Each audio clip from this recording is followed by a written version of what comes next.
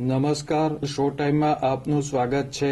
ભાવનગરના વડવા વોશિંગઘાટ વિસ્તારમાં ઘર સળગાવી દેવાના ગુનામાં ઝડપાયેલ 3 શખ્સોને સાથે રાખી પોલીસે બનાવ સ્થળે તપાસ હાથ ધરી હતી।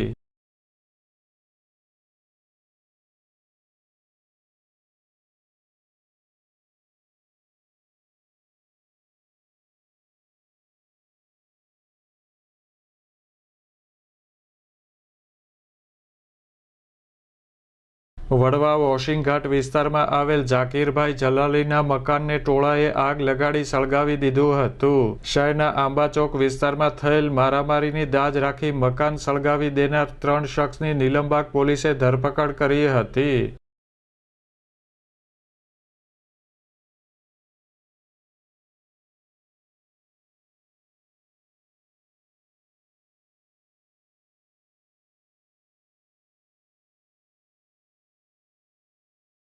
નીલમબાગ પોલીસે આજે 3 શખ્સને બનાવ સ્થળે લઈ જઈ સરઘસ કાઢ્યું હતું અને બનાવનું રિકન્સ્ટ્રક્શન કર્યું હતું।